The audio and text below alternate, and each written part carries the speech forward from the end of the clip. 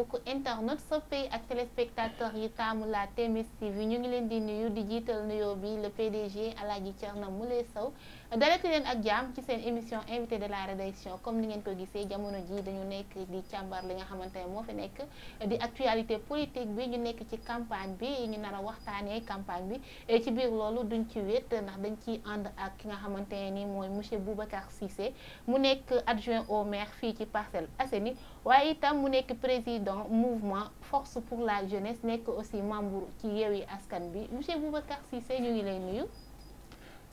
ñu ngi lay fay soxna Anta ñu ngi lay fay ñu ngi lay ziar ñu ngi nuyu aussi mbokku internet yi fi nga xam ne mooy ci TMS. di nuyu aussi le PDG Thierno Moule Sow borom Jinne ya borom Saya Bolo Saya ñu ngi koy nuyu bu baax a baax gis nañ liggéey bi muy defal sénégalais yi donc ñu ngi koy ñaanal yàlla sàmm ko may ko fan wu gudd ak wér-gu-yaram au delà ci faj ak ay ñaan donc dafa teg structure bu mel nii donc di contribuer ci développement wu réew mi donc vraiment chapeau à lui et que jàmm ci moom yàlla na ko yàlla boole ak yéen seen ànd bi yàgg bu baax a baax a baax donc ñu ngi nuyu waa Parcelles di nuyu waa Dakar di nuyu waa Sénégal comme vous l'avez si bien dit ñu ngi koy wax Thierno Boubacar Cissé di adjoint au maire au niveau de la commune de Parcelles Assainies chargé de la culture promotion animation et promotion touristique nekk aussi coordonnateur et président ci benn mouvement bi ñuy wax force pour la jeunesse bi nga xam ne mi ngi nekk basé aux Parcelles Assainies donc ñu ngi nuyuwaat mbokk yëpp di leen ziar bu baax a baax di kontaanaat encore ci invitation bi. Boubacar Cissé tey bu ñu la doon laaj depuis bi nga xamante ni nekk ngeen ci maire bu Parcelles Assainies yan acte concret yoo xamante ni posé ngeen ko ci pour population yi nga xamante ni ñoo nekk ci Parcelles. Donc avant tout dañuy remercier waa Parcelles Assainies de nous avoir donné la confiance et que ñu fal ñu le 23 janvier bi passé ñu ànd ceeg le maire Ababacar Jamil Sané ñu faroo sur la coalition Yewwi Askan bi nga xam ne président Ousmane Sonko Barthélémy Diaz Khalifa Sall sëñ Mansour Sy sëñ Moustapha Sy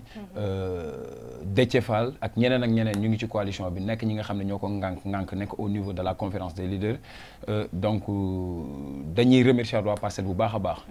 avant tout je pense que booy soog a yegg ci commune bi nga xam ne ñetti maire jaar nañ fi ci ñetti maire yooyu maire bi fu mujjee jógee def na fi 14 ans de règne donc ñu tuddee woon ko le maire fainéant le maire tapalekat bi nga xam ne vraiment 14 ans yooyu yëpp gisuñu Parcelles teg benn jéego waaye Parcelles tegul benn jéego moo taxoon vraiment ñu jóg taxaw temm ne ren moom quel que soit alpha il va partir parce que 14 ans de maire ça veut dire 3 mandats ça suffit largement pour ñu jox la confiance jox la lépp donc loo ci réaliser wul rek je pense que mënoo ko réaliser waat ci beneen mandat bu 5 ans moo tax ñu jógoon def un bloc dugg au niveau de la coalition Yewwi Askan bi pour jëlee fi le fainéant le cancer des Parcelles Assainies mu tuddoon Moussa Sy donc ñu ngi koy ñaanal aussi après la politique ñu ngi koy ñaanal qu'il y ait une bonne suite de sa carrière politique donc je pense que bi ñu ñëwee ba léegi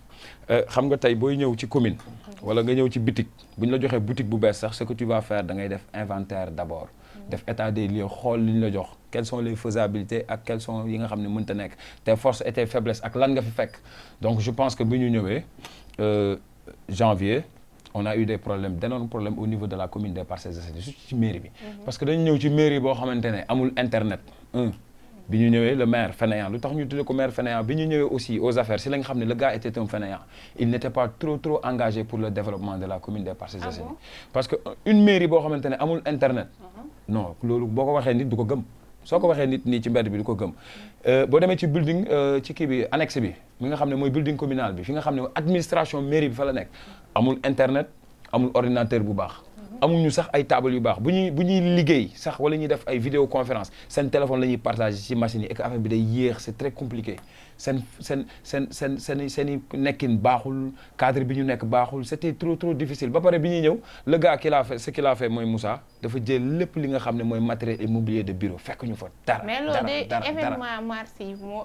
ci lañ saccagé woon loolu la Moussa Sy wax. Non, je pense que c'est des faux débats élection c'est des faux débats je pense que même bu ñu ko saccagé aussi war nga fa mën a fekk table war nga fa mën a fekk bureau est-ce que yéen def ngeen audit war nga fa mën a fekk internet si audit mi ngi en cours xam nga audit du lu ñuy def ci benn jour wala ci ñaari fan wala ci un mois parce que koo xamante ne 14 ans la occupé mairie bi 14 ans du ñaari fan du 1 an du 5 ans donc loolu day laaj audit boo xamante ne audit yu profond audit yu xóot donc nag ñu ngi ciy liggéey ñu ngi def audit personnel di nga def audit personnel def audit matériel di nga def un peu partout donc mais li ñu ci jot a comprendre mooy on a compris que ni bëri na ay tur yu mu bàyyi ci biir Parcelles Assainies bëri na ay trous yu doy waar yoo xamante ne bàyyi na ko ci commune bi parce que boo ñëwee da ngay fekk benn masse salariale bi nga xam ne moom la Moussa di fay employé mu dugg ci 600 millions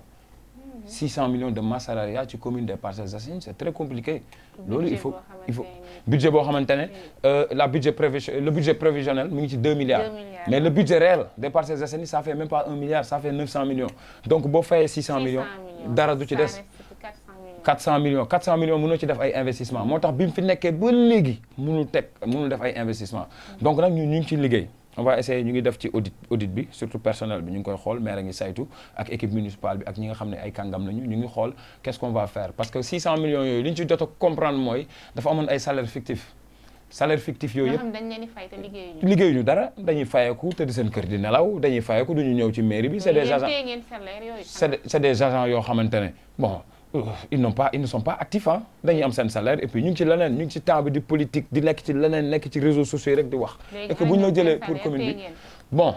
ñu ngi ciy liggéey bu audit bi paree dinañ ko gën a leeral parce que aussi tamit dafa am loo xamante ne mënuñu jiitu audit bi ci seen liggéey moo tax yu bëri instant yi mënaguñ cee wax mais liñ ci mën a wax daal mooy fekk nañ fa ay tur fekk nañ fa ay mbuxum tey boo demee fu mel ni stade bi nga xam ne dañ ko defar muy stade Parcelles Assainies bi donc je pense que bi ñu ñëwee dañu am problème courant et ça stade bi amul courant et que nekkate le maire da doon sàcc courant non dañ koy wax da doon sàcc courant ñun bu ñu ñëwee xool avec le maire Ababacar Jamil Sané mais dañoo dagg loolu dañ ko arrêté dem demander compteur au niveau de la société Sénélec pour ñu indi ñu compteur donc boo xoolee tey stade bi gars yi kenn mënatu fa fubal guddi bëccëg rek ngay fubal moo tax guddi gi ba tey parcellois yu bëri ñu ngi ñuy woo naan non match nocturne mënut a am ndax maire bi fi nekkoon da doon sàcc courant mais yéen loolu bu boobaa est-ce que ñi dëkk Parcelles duñ leen mere ñi nga xam ne dañuy football foofu non mais duñ ñu mere bu ñu ñëwee fekk ñuy sàcc courant ñu dagg ko dem ut indi suñu compteur bopp defar ngeen ko ba léegi def nañ demande def nañ lépp mais compteur bi ñëwagul mais ñu ngi accéléré ak Sénélec parce que yombul c'est pas stade du lu ndaw et puis ñu utiliser ko presque une année wala 2 ans ci ginnaaw loolu mu fi bàyyi yëpp ça sera pas facile ngeen est-ce que dina yomb kon tey ngeen def seen liggéey bon ça sera un peu difficile mais je pense que tey Parcelles assiette fiscale bi ñu am mën na régler problème yu bari parce que je pense que le budget des Parcelles Assainies si on a un très bon recouvrement gars yi def recouvrement bu baax sur le terrain parce que ñun li ñu am kenn amu ko nous avons la plus grande commune des Parcelles Assainies nous avons aussi 4 marchés donc je pense que tey on a aussi un poids démographique bu am solo tey Parcelles dafa peuplé ñu ngi ci 450 000 500 000 habitants ñu nekk aussi un grenier électoral tey Parcelles dañuy wax ci 100 000 électeurs donc je pense que tey mu nekk la plus grande commune du Sénégal sur les 545 communes Parcelles moo ci ëpp doole ëpp ci mbooloo ëpp ci poids démographique donc je pense que léegi je pense que assiette fiscale boobu noonu mën nañ ko booster ba nga xam ne tey dinañ mën a def ay réalisations yu bari donc ñun bi ñu ñëwee léegi nee naa la janvier la ñu def élection maire bu ñu ko installé léegi ça fait juste 4 mois donc je pense que 4 mois mënoo fi toj mënoo fi tabax li nga mën a def mooy saytu def état des lieux xool li nga xam ne mooy priorité nga liggéey ci loolu donc doo ñëw rek songo xam nga lu ñu bëgg a def mooy comme lu maire yi di def maire yu bari maire tapalekat yi système bi nga xam ne politiciens yi moom lay def dañ lay fal dimanche mardi nga ñëw wàcc ci terrain bi di sóob teg ay jéego yam du egg parce que affaire bi continuité la ñun gëmuñu ñëw def teg ay acte pour napp askan bi rek ñaan wooyu maire bi mi ngi def ay acte wooyu jaajëf MC yéen a ngi liggéey ñu def ko benn 1 an benn 6 mois après arrêté dañu bëgg lépp lu ñuy song buñ ko song mu am aboutissement tey boo demee ci Cambérène bi axe Cambérène bi Cambérène Parcelles ak Golf gis nga nuñ ko ratissé dañ ko ratissé boulevard bi dañ ko song parce que dañu liggéey ci kii nu mu tudd comment dirais-je j'ai perdu le mot maanaam dañuy lëkkaloo ay mairie yi nga xam ne dañoo jegalante ñu lëkkaloo leen ñu nekk benn di liggéey ci projet yooyu pour mën a sàmm seen i axes yi nga xam ne mooy seen i frontières moom la ñu def ak Cambérène ak Golf ba régler le problème de l'axe Cambérène mooy case ba boulevard boobu noonu bi nga xamante ni ñëpp ñu nekk ci banlieue bi ñoo ngi koy dund fi nga xamante ni mooy Parcelles am na ay zones yoo xamante ni dafay inondé yéen maire bi est-ce que yéen a ngi ciy def ay jéego pour dindi loolu nga xamante ni askan bi ñoo ngi koy dund bon je pense que inondation dafa nekk affaire boo xamante ne ça dépasse la mairie mais ñun fa laa jëm ça dépasse la mairie mais ñun ñëwuñu rek ne parce que le maire il est l'interlocuteur de la commune des Parcellois donc li nga xam ne du sax ay compétences am da koy porter dem fëgg buntu yi dem xool sur les partenariats public privé les coopérations décentralisées nan lay mën a régler loolu mais ñun gëmuñu un maire boobu da ngay toog rek croiser ses bras ne non lii bokkul sama compétence du ma ko def c'est pas comme ça ça ne se passe pas comme ça même bu bokkul ses compétences da nga war a saytu loolu def ko un projet dem xool les ministères yi nga xam ne ñoo ko yor ñu yor assainissement tout et tout nga ñëw ne la ñun suñ problématique au niveau des Parcelles Assainies ci assainissement nii ak nii la fii ak fii la toll mais bi ñu ñëwee on a compris que ni bu ñu demee direction de l'assainissement ils nous ont fait comprendre que ni pour régler le problème de l'assainissement aux Parcelles Assainies il te faut une enveloppe de 30 voire 35 milliards et que une mairie boo xamante ne son budget ce budget ne fait que 2 milliards mënoo régler problème boobu noonu donc je pense que li ñu mën a def problème boobu état moo ko mën a régler mais ñun mën nañ ci def ay jéego mooy yi nga xam ne parce que je pense que aux Parcelles on a 17 points bas 17 points bas yooyu noonu voilà jënd ay motopompes del ay mesures d'urgence tu vois assister population bi soulager vraiment souffrance bi ñuy dund loolu lañ ci mën ñëw bokk kook ñoom parce que ñun mënuñu ñëw à 4 mois pour régler problème mu mënd bi ñi nga xam ne ñetti maires yi jaar nañ fi ñetti maire jaar nañ fi régler wuñu problème boobu ñun mënuñu ko régler à 4 mois xam nga problème bi tey des fois gars yi dañ naan la état continuité la mais au niveau des Parcelles Assainies fii état frein la fi non fii état frein la fi maanaam le maire qui était là frein la fi bàyyi fi continuité xam nga tax tey je pense que dafa war a ñëw defar ñu tali ñun ñu ñëw ay oto teg ko ci dawal keneen bu ñëwee yokk leneen keneen bu ñëwee yokk leneen non pavage amul Parcelles Assainies pavage yooyu c'est des faux débats ñun bi ñu nekk ñun en tant que mouvement citoyen demoon nañ dénoncer bi muy def pavage yi parce que mënoo def 14 ans nga bàyyi ba 1 mois des élections nga naan da ngay pavé parcelle dem jël axe NORAD bi tu vois Brioche Dorée bi pavé ko et que booy pavé balaa ngaa pavé da ngay def canalisation d'abord da ngay def assainissement d'abord mais nga ñëw samp fa pavé yi côté bi ñu pavé noonu demal nga xool ko les gens sont en train de souffrir dañoo pavé ba pavé égout ça veut dire que liggéey taf yëngal di nax parcellois yi loolu la doon def ci loolu la nekkoon mais c'est pas quelque chose de sérieux c'est pas une étude sérieuse booy def yooyu il y a des études préalables à faire da ngay woo ñi nga xam ne ñoo nekk au niveau de l'ONAS ces ingénieurs yi nga xam ne dañuy yëngu ci cadre de vie ñu defar assainissement bi régler loolu ba soog non woowul ay ingénieurs parce que pavage bi nga teg te defoo assainissement defoo ci dara defoo ci ay évacuation d'eau mais loolu ay tappale la day taw léegi suuf si lu mu doon naan sax day mujj refoulé wu dellu ci biir kër yi donc moo tax pavage boobu ay pavage yu caaxaan la Parcelles dañoo am problème mu assainissement te assainissement bu ñu on va attaquer directement le système qui est là on va attaquer le régime on va attaquer directement le président de la République le président Macky Sall parce que je pense que Macky Sall saa yu soxlaa Parcelles Assainies la fiy ñëw waaw oui ah oui veille élection ba li fi nekk ci ay gis nga Parcelles ay ñu am nombal tànk rek moo fi nekk. defuñu fi dara PCA la Amadou Ba ministre yaa ngi dégg ak ñeneen yi nga xamante ne ay autorité la te ñu ngi fii ci Parcelles. je veux te dire une chose kon kay Macky Sall laa lay njëkk xaaral ma ñëw ñooñu seen intérêt personnel lañ fi nekkee. Amadou Ba intérêt personnel am la nekkee Parcelles Assainies je te dis xam nga Amadou Ba nu muy def dëkkul Parcelles Assainies de 1 day bàyyi ba élection ñëw. mu jël ay milliards yi nga xam ne milliards xaalisu sénégalais xam nga Moussa Sy doon na ko wax Moussa bi ñuy jëflante ak Moussa ne le président Macky Sall avec son gouvernement de tocard et de nullards et son ministre des finances menteur qui est venu aux Parcelles avec des mallettes d'argent c'est de l'argent volé c'est de l'argent du contribuable et que Moussa avait raison c'est de l'argent volé c'est de l'argent du contribuable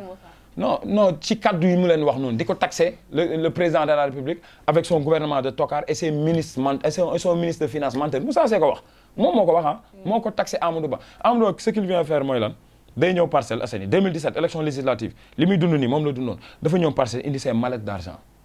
on a presque 75 mosquées lii Moussa moo ko doon wax mosquée bu ne mu ñëw def fa 3 millions 4 millions 10 millions 12 millions 13 millions ak ay billets à la Mecque ay billets Makka tam xarit mu ray ay nag jox mel ni ñun waa Parcelles dañoo xiif Amadou Ba il faut que mu respecté ñu xam ne ñun xaaral ma ñëw xam nga Amadou Ba xam nga déglu ma la non tooñu ma ko je suis devant la télévision man li may wax ragalu ma ko Amadou Ba c'est un gars boo xamante ne on le respecte très bien c'est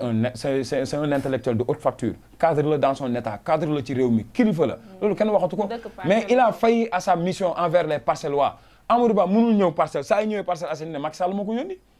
mais moom lay jël ses propres engagements ses propres initiatives ñëw Parcelles Assainies xool lan mooy problématique bi mu réglé ko mais yow boo fi ñëwee veille élection ngay ñëw di jox nit ñi ay 40 000 nit ñi ay 20 000 di jox nit ñi comment dirais-je tamxarit nga rey ay nag ñun Parcelles xiifuñu ñun ay noble lañu. ñun xiifuñu xam nga lu ñu bëgg. bu ñu ko joxee ay ndombal tànk yoo xamante ne dañ ko jox au nom des Parcelles Assainies. il a été directeur des impôts et domaines jóge na fa nekk ministre des finances et de l'économie. je pense que nekk koy at yu bari mais Amadou qu'est-ce qu'il a fait de concret au niveau des Parcelles Assainies rien amul dara lu palpable loo xamante ne da ngay ñëw nga ne lii Amadou moo ko teg parcelle. lu dul ñëw genre politique ni ñu koy waxee. mel ni ku yor ñu xiif di leen yafal 40 000 20 000 xoolal keroog lu mu def imam yi dajale leen ba guddi ba imam boobu sax bi muy wax tey ko ne Amadou yow rek yaa mën lii yaa ñu mën a dajale julliwuñu tisbaar julliwuñu kii nu takkusaan julliwuñu timis julliwuñu gee mais loolu c'est violent loolu c'est grave parce que xaalis mais bi yoon xaalis bi du jàll de ça ne passera pas parce que xaalis bi muy joxe noonu waa Parcelles Assainies ñoo ko moom ku Amadou Ba jox xaalis lekkal Amadou Ba amul ñetti nit xam lu mu am ay milliards ñi ko topp ñëpp intérêt lañ ko toppee parce que xam nañ ni il a des mallettes d'argent yi nga xam ne da koy joxe de gauche à droite loolu kese lañ ko toppee ku ko topp loolu nga ko toppee. sa bilan bi nga xamante ne nii sa mouvement bi nga ko sampee ba tey boo ko doon càmbar lan la. bon ñun mouvement bi bu ñu ko sampee dañuy wax alhamdulilah parce que je pense que tey fi ñu egg ci politique nii dañuy sant yàlla ah parce que c'est pas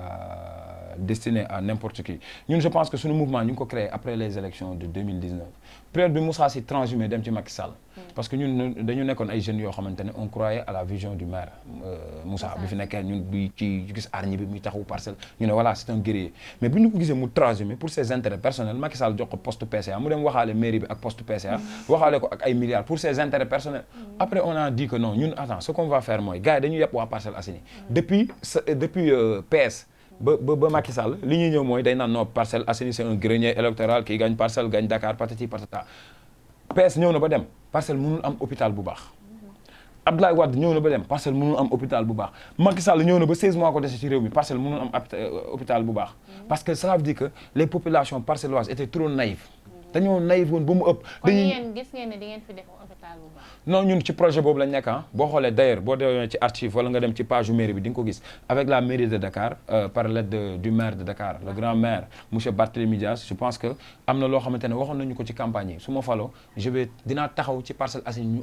ñu assainir ko dinaa taxaw ci Parcelles mu am hôpital de 200 lits je pense que fan yële envoyé na woon une équipe ñu ñëw ñi nga xam ne ñoo ko war a tabax les ingénieurs ñu def les études ñu dem def ay prospection au niveau du terrain tout et tout ñu ngi ko war a tabax ci terrain bi nekk ci ginnaaw église bi mooy centre socio-culturel bi léegi nag hôpital bi dafa waroon nekk diggante centre socio-culturel bi ak marché bi mais ingénieurs yi bu ñu ñëwee dañ ne non mënul nekk ci diggante marché ak centre socio-culturel léegi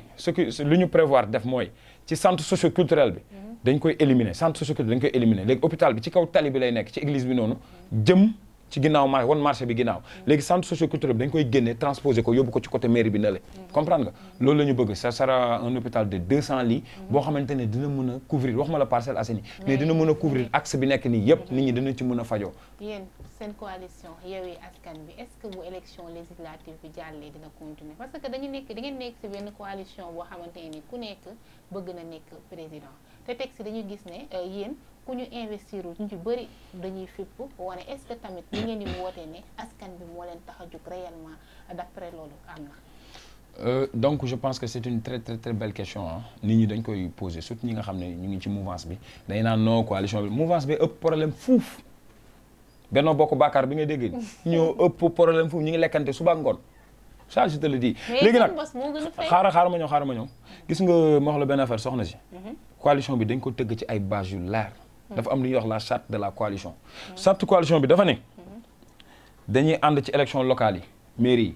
bu ñu fa jógee ànd ci élection député yi bu ñu jógee ci élection député yi nag ku bëgg a nekk candidat présidentiel mën nga nekk candidat mais le candidat le mieux placé au soir de 2024 toute la coalition vont se retrouver autour de lui ñu jàppale ko coalition bi ci loolu la nekk gars yi xam nañ li ñuy def de. mais lu tax comme genre suñu jëlee cas Kees gis nañu docteur Babacar Diop barki démb rek porté fi na fi plainte ñi nga xamante ni ñoo nekk ci Ousmane Sonko dafay mel ne ku ñu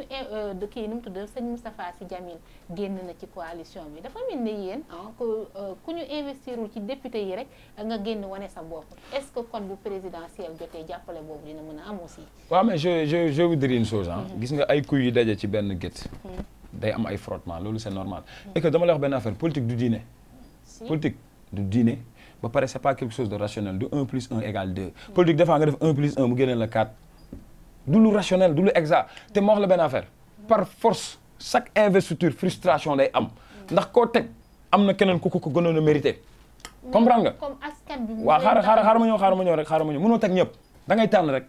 mënoo teg ñëpp benn nit mooy nekk maire ci gox bi coalition Yewwi Askan Wi on avait presque 7 candidats yi nga xam bëggoon nañu nekk maire mais quel que soit benn nit lañ ci tànn y aura des frustrations mu neex mu naqar y aura des frustrations après loolu dañuy remonter waat les rangs tu vois resserrer les coudes et puis ñu avancer mais frustration moom mënul ñàkk ci coalition parti sax day am coalition boo demee tey Pastef am na ay frustration boo demee nu mu tudd taxawu Sénégal am na ay frustration boo man mouvement bi nga xam ne maa ko dirigé y a des frustrations frustration day am parce que kii bu jàllee ki la jàllu kii day naa man maa waroon jàll ko parce que chaque instant ñu teg koo xamante ne bàyyi nañ ko gën a mérité mais après day am ay yëngu-yëngu après on avance mais c'est normal on est en politique c'est tout à fait normal on est en politique ki sa soxna si politique égale bruit politique égale coow politique égale frustration politique égale xeex égale xuloo waaw mais c'est normal c'est normal c'est normal benn stratégie ngeen di mëne pour ngeen mën a gagner yéen ñi nga xamante ne yéen a nekk ci coalition Benno Bokk Yaakaar rawatina ci diwaanu Parcelles Assainies. bon ñun stratégie bi ñuy mëne je pense que liñ ci gën a wone muy stratégie bi gën a faar bi gën a màgg boo xamante ne tey moo tere nelaw Macky Sall mooy tey on ne parle plus de Yewwi Askan Wi on nous parle d'une intercoalition bi nga xam ne Yewwi et Wallu donc tey je pense que tey le président Abdoulaye Wade le visionnaire le président élégant le président ki nga xam ne c'est un panafricaniste il n'est pas complexé au l'homme blanc comme waa ji fi ne nga xam ne moom day sujjootal tubaab bi il est complexé de l'homme blanc tu vois le président Abdoulaye Wade dafa xool Yewwi Askan Wi gis ci dynamique bi ñu nekk gis ne ay rakam ay doomam ay jarbaatam ak ay sëtam ñoo fa ne mu woole ne leen kaa la ñu boole suñu doole nekk benn pour faire face à ce dictateur qui est là parce que Macky il n'est pas élégant il n'est pas fair play il est dans le processus mooy li mu waxoon je vais réduire l'opposition à sa plus simple expression xaaral fa laa ñëw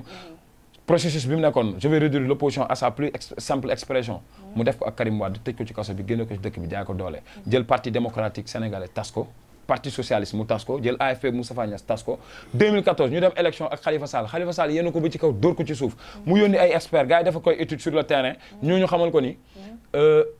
2019 boo demee ak Khalifa ba mën na laa gagner qu'est-ce qu'il a fait mooy xool ban stratégie la mën a teg pour dugal Khalifa ci kaso bi mu dem xool caisse d'avance je pense que boo ci tëjee Khalifa Sall war nga cee tëj tous les maires de Dakar yi fi jaaroon mu jël ko tëj ko ci kaso bi élection yi jàll mu génneewaat ko léegi nag ci processus boobu la nekk ba tey pour liquider Ousmane Sonko ak képp kuy adversaire politique mais ñun stratégie bi ñu teg bi gën a wóor tey mooy ñaari coalition yu gën a am doole ci réew mi moom la ñu jël boole ko mu nekk benn te on va faire face à Macky Sall et que dinañ ko laminer le soir du 31 juillet. politique de proximité bi nga xamante ni jamono ji mu ngi koy mëne ci élection législative yi ban jàngat nga ci. non moom amul politique de proximité xam nga Macky Sall li mu am mooy. c'est des gens yoo xamante ne c'est des fainéants. il a des fainéants au niveau des Parcelles Assainies je pense que tey Amadou Ba c'est un fainéant Mbaye Ndiaye c'est un fainéant. Mbathio Niakhoso c'est un fainéant Badou Diouf c'est un fainéant le Moussa Sy le fainéant bi mujjee génn bi nga xam ne bu ñu ko dàqee Parcelles Assainies yàggul c'est un fainéant ñooñu ñoo taxaw tey def bloc ànd ak ci ay transhumants yu mel ni ay Wahab Sène yu mel ni ay Go Faye transhumé ànd ak ñoom taxaw ne dañu bëgg ñu jox Macky Sall baat au niveau de l'Assemblée nationale le soir du 31 je pense que tey Amadou Ba amul dara lu mu war a wax waa Parcelles Assainies parce qu'il n'a rien apporté aux Parcellois loolu élection jot comme ni ma la ko waxee sànq ñëw indil leen lu ñu lekk yaakaar dañu xiif mais loolu jeex na Mbaye Ndiaye dafa war a am gàcce pour taxaw ne day wax ak waa Parcelles Assainies Mbaye Ndiaye dañ ko dàq ci mairie bi il a été destitué dañ ko dàq ci mairie bi dañoo nangu ci mairie bi ne ko acca mu dem kooku waratul taxaw parcelle di ñaan baat amatul parce qu'il n'est plus légitime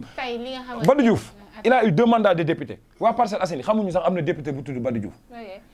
tey ban jàngat nga am ci li nga xamante ni am na ci diwaanu Parcelles Assainies Go Faye mu nekkoon ci opposition bi tey mu daal di rejoindre ki nga xamante ni moom mooy Amadou Ba rejoindre waa APR. Je pense que le cas de Go Faye man wax naa ko waxati ko et que l'histoire le temps m'a donné raison. Ah, comment? Élections locales yi. Je pense que je l'avais dit aux Parcellois. dafa am dañu nekkoon ci coalition Yewwi Askan Wi man mu ñëwoon fa en tant que sama mouvement force pour la jeunesse. Go ñëwoon fa en tant que réaction. Wahab mu ngi fa woon Moustapha Kane mu ngi fa woon Parcelles en marche ñëpp ñu daje foofu. ñoom ñu nekk ay potentiels candidats. Pastef nekk fa taxawu Sénégal ñoom ñëpp. Tu vois bi ñu dajee ci coalition boobu noonu Go était là-bas il était au niveau de la coalition bi nag bi ñu koy créé wuñu ko Go. dañ ko créé pour Sénégal. créé ko képp ku bëgg a bokk nga bokk képp kuy candidat au niveau de la commune nga ñëw déposer sa candidature. mais charte bi da ko définir mais le cas de Go xam nga tey man je pense que si tu booy incarner ne yow vous êtes un leader da nga war a jiite mairie da nga war a jiite réew da nga mais tu dois organiser mais il n'est pas organisé malheureusement il n'est pas organisé xam nga charte bi man j'étais pas candidat mais man j'ai lu la charte de la coalition charte bi dafa ne au niveau communal bu ñu ñëwee da ngay déposer képp kuy candidat da ngay def sa lettre nga déposer boo déposer bu dee consensus am na ci candidat yi nekk ci gox bi ñu tànn ci kenn mais ça veut dire que consensus du am ndax le candidat de Pastef du nangu bàyyi Go jiite ko Go du nangu le candidat Moustapha Kane jiite ko Moustapha Kane du nangu le candidat taxawu Sénégal jiite ko ñu ne leen nag loolu consensus boobu amul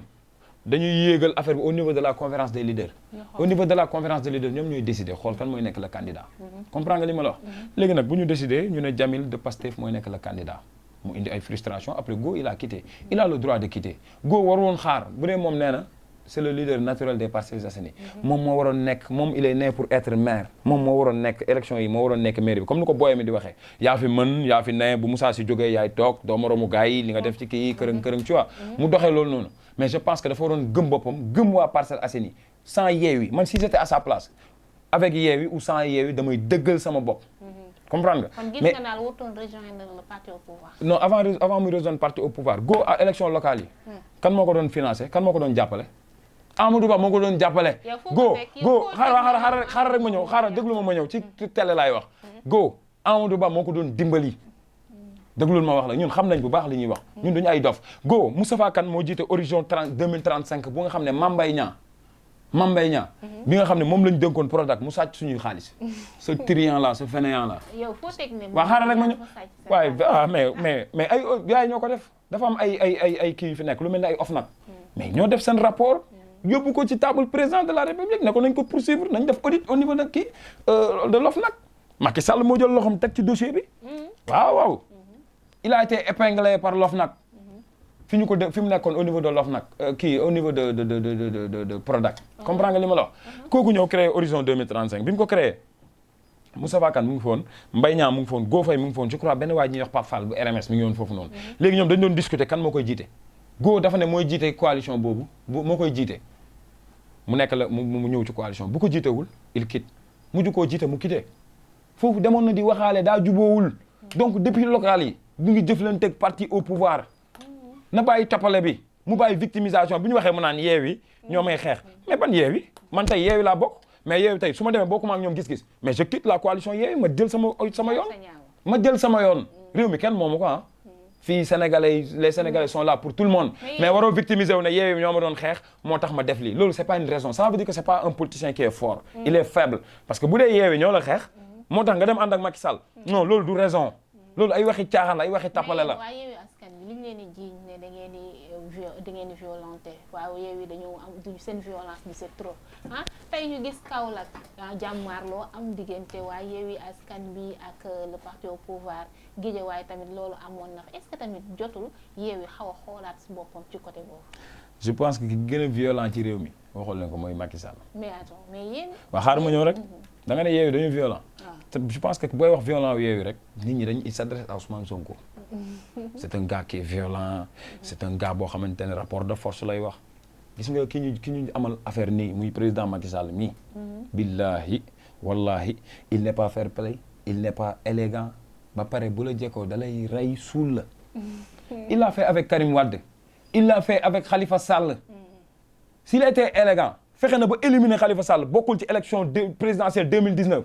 mais boo ko après bu jàllee nga joxaat ko ses droits civiques mu mun a nekkaat un citoyen di mun a voter di mun a bokk ainsi de suite mais ba tey gis nga moo wax la benn affaire soxna si gis nga réew mi ku violent mooy ki nga xam ne moo jël justice bi dafa am lu ñuy wax séparation des pouvoirs le pouvoir exécutif xaar ma wax la non manifestation kenn du ko tere manifestation c'est un droit manifestation du lu ñuy tere déglu ma wax la soxna si xam nga manifestation lu ñu ci am da ngay dem tàggoo manifestation du lu ñuy tere Macky Sall warul tere kenn manifestation on a droit chaque 15 jours ñu def manifestation constitution bi may na ko. mais tamit est-ce que tamit jotul ngeen di déglu li nga xamante ni yoon wax na leen. ban yoon yoonu fan yoonu Macky Sall bi yoonu Macky Sall moo fi ne. c'est ay procureur ñoo fi ne ay ministre de la justice ñoo fi ne ay non yoon amul ci réew mi soxna si bàyyi li ngay wax magistrats yi c'est des magistrats de Macky Sall. magistrat yooyu ñoo fi taxoon ne troisième mandat dañ koy xeex ak Abdoulaye Wade Macky Sall yooyu magistrat yooyu ñoo taxawaat tey bu ko valable. man dama comprendre kaddu yi nga xamante ni Ousmane Sonko wax na ko. waaw mu ne opposition ñaar moo fi am ci Sénégal Wallu ak Yewwi loolu ban jàngat nga ci am. xam nga bu ko waxee fan lay waxee. les deux plus grandes coalitions de l'opposition. kon fu ne yéen ñeneen ñi xanaa ci Macky lañ am bokk. non waxuñu ci Macky lañ bokk de dañu ne. les deux plus grandes coalition de l'opposition Yewwi Askan bi la ak Wallu la te yow mii toog xam nga ko bu baax a baax a baax loolu du débat jarul gars yi di xëccoo adduna moo demee noonu chaque jamono dafa am kuy nekk ci kaw ak kuy nekk ci ginnaaw. instant bi on parle de Yewwi Askan bi de président Ousmane Sonko Khalifa Sall ak ñi koy nga am ak wàllu bi nga xam ne président Abdoulaye Wade moo ci nekk. surprise mun na surprise. waaw non xam nga Macky Sall avant sax Yewwi. askanu Sénégal ñoo ko bàyyi. soxna si. plus de 50 000 milliards. de 2000 xoolal plan décennal bi mooy mbënd bi 766 milliards xam nga kañ laa bàyyi Macky Sall man. 766 milliards ñu ne dañ ko def ci plan décennal. mu toog ba 2020 ay mbënd yu doy waar am fi Kër Massar beeg Macky Sall tiit rek guddi tiit ci ay nelaw rek yeewu ne conseil des ministres conseil d'urgence des ministres gars yi ñëw toog mu ne il faut me faire le rapport détaillé du plan décennal mu ne nañ ko wax xaalisu plan décennal bi fan la dugg pël na Fuuta yii nii di jaay banaana chaque 3 mois dinañ def inventaire pour xool seen xaalis fu fan la dugg mais un état sérieux une république sérieuse warul jël 766 milliards investir ko ci mbënd après 8 ans ngay naan wax leen ma fu xaalis bi jaar dañu jël xaalisu réew mi di ko sàcc di ko lekk di ko détourner jël justice bi nga xam ne seen justice su bopp la le cas de Bougazelli loolu mooy violence ci askan le cas de Bougazelli gis nañ ko ñu jàpp ko ak ay milliards fii ñaata man je connais ay boy yoo xam fii Parcelles Assainies ñetti paquetu bon 10 paquetu bon ñu viré leen correctionnel depuis ay at kenn attewule ñu ngi foofu tëdd ay jeunes yoo xamante ne 100 000 francs faux billets ñu viré leen correctionnel ba léegi attewuñu leen mais Macky Sall il faut qu'il respecte les Sénégalais mu xam ne mu neex ko mu moo yor justice bi daal yow nga bëgg a wax. xam nga dafa am lu ñuy wax moom laa doon wax sànq dafa am lu ñuy wax séparation des pouvoirs dafa am le pouvoir judiciaire le pouvoir législatif et le pouvoir exécutif boo demee ci constitution dañ naan la boo demee ci yoon dañ naan la séparation des pouvoirs mais avec le régime du président Macky Sall y a pas une séparation des pouvoirs dafa jël le pouvoir judiciaire en otage jël le pouvoir législatif en otage tee ko baadoola nag kenn du ko jox almet golo kenn du ko jox almet dañ koo jox présidence dañ koo jox décret jox ko assemblée nationale mu jël ko di ko xeexee doole di ko xeexee askan bi di ko xeexee les propres sénégalais non on aura inchallah une cohabitation au niveau de l'assemblée nationale et que li may wax sénégalais yi mooy fi ñu jëm nii pour assemblée nationale c'est pas pour Karim Wade c'est pas pour Khalifa Sall c'est pas pour Ousmane Sonko xam nga pour lan la pour sénégalais yëpp jotaat seen i baat sénégalais yi mën a teewaat seen i réew parce que assemblée nationale on n'a pas des députés yi fa nekk ce sont pas des députés de Macky Sall mais malheureusement assemblée bi ay députés Macky Sall ñoo fa nekk dañu bëgg ay députés ce seront des députés du peuple majorité sax tey loi bu Macky Sall indi sax du ngeen ko xeex ndax rek non duñ ko xeex bu dee dafa jëriñ askan bi loi la boo xamante ne dafa jëriñ sénégalais yi duñu ko xeex mais bu dee loi la boo xam jëriñul askan bi dañuy taxaw xeex ko parce que assemblée nationale c'est pour le peuple c'est pas pour Ousmane Sonko te en plus dinaa wax benn affaire député yi fay dem ci Yewwi ak Wallu duñu fa doo fa dégg député ku taxaw man de man assemblée nationale su ma fa déggee député bu taxaw naan man député Ousmane Sonko la maa lay njëkk a xeex waaw wala député Khalifa Sall député du peuple ñoo fay dem 14e législature bi lan lañ fay xaar non li ñu fay xaar bari na li ñu fay xaar mooy rôle bi nga xam ne moom la assemblée nationale wala jouer mu jouer ko quoi pleinement mu jouer ko mu nekk une assemblée nationale bi nga xam ne elle est là pour le peuple comprendre nga li nga xam ne ça intéresse les sénégalais ñu jàllale ko fa valider ko li nga xam ne baaxul ci sénégalais yi ñu bloqué ko mais député yi nga xam ne lu baax ci sénégalais yi ñu jël lu baaxul ci sénégalais yi ñu jël loolu lañ bëgg mu jeex foofu noonu l'Assemblée nationale doit être indépendante. ñoo ngi signaler que waxtu bi jot na dañ lay bàyyi nga tàggoo ak internet ci les seetaan. waaw mais ñu ngi remercier waa Parcelles Assainies di remercier waa TMS di la remercier aussi di wax ni donc élection yi dimanche la muy le 31 juillet donc fii ci Dakar Parcelles Assainies Dakar Yewwi Askan bi la ñuy votel président Ablaye Wade boo duggee ci bureau de vote bi di nga fa fekk bulletin wu président Ablaye Wade muy Wallu bulletin bu jaune la di nga fa fekk bulletin wu Yewwi mais fii ci Dakar doo laal bi fii ci Parcelles Assainies doo laal bulletin wu Wallu bi bu am président Ablaye Wade bi doo ko laal bulletin Yewwi Askan bi lañ fi voté fii il faut que nit ñi xam ko bulletin Yewwi Askan bi lañ fi voté parce que dafa am ñoo xam dañu am affinité ak président Ablaye Wade mënuñu koo jéggi di ko fa bàyyi di votel keneen mais président Ablaye Wade nee na boo leen demee bulletin bu jaune bi da ngeen koy bàyyi ngeen jël bulletin Yewwi votel Yewwi au niveau des Parcelles Assainies donc ñu ngi nuyuwaat ñëpp di wax ni kontaan nañ ci Sénégalais yi parce que tournée bi nga xam ne Yewwi ak Wallu ñu ngi koy def mu nekk tournée nationale gis nañ Sénégalais yi nu ñu apporter seen soutien. yéen Fouta dégg naa da ngeen Barthélémy daa jël ay nit yóbbu ko foofu. non mais Bart caravane bi nga xam ne moom la yor biir Dakar di ko tourner biir Dakar bi mu war a rejoindre coalition bi au niveau du Fouta caravane boobu la jël ànd ak ñoom Fouta te Fouta bu ñu fay dem dañuy protéger wu. est-ce que da ngeen bëggoon kii yow titre foncier bi ba Macky Sall wax. non mais xoolal li fa xaw dem titre foncier amu fa. Macky Sall na bàyyi caaxaan yi muy def ak tappale yi muy def te xam ne les Sénégalais maintenant ils sont éveillés gis nga combat bi ñuy mën a nii du pour Ousmane Sonko maa la ko wax. billahi wallahi même Sonko bu nekkee président 2024 bu ñu toogee 2 ans. muy def tappale yi Macky Sall di def billahi wallahi ñu jàkkaarloo moom man tey je suis adjoint au maire au niveau de la commune des Parcelles maire bi ñu àndal muy Jamil bu ñu toogee ñaari at mu bëgg a def li Moussa Sy doon def ñun ni ñu doon def Moussa Sy dañuy jàkkaarloog moom ñun nekkatuñ ci yooyu nous sommes plus des complexés ñun nekkuñu fi pour lekk xaalisu politicien man musuma lekk 1000 francs politique 2 ans laa def politique laa ñëw ci terrain politique bi nekk adjoint au maire tey sama mouvement mënoo wax beneen mouvement biir Parcelles te doo tudd force pour la jeunesse xam nga lu ñu ko may gëm suñu bopp dama koy wax ces jeunes yi nga xam ne ils sont au niveau de l'espace politique gëm leen seen bopp bu leen gëm benn politique gëm leen askan bi gëm réew mi bu leen gëm benn politicien man vision rek laay gëm sa vision comme tey le maire bi ñu àndal muy Jamil ah lim ñu woon a gëm de suñu xel dal na mais virus bi nga xam ne mooy matt politiciens yi des fois ñu changé ñu ngi ñaan yàlla bu mu ko matt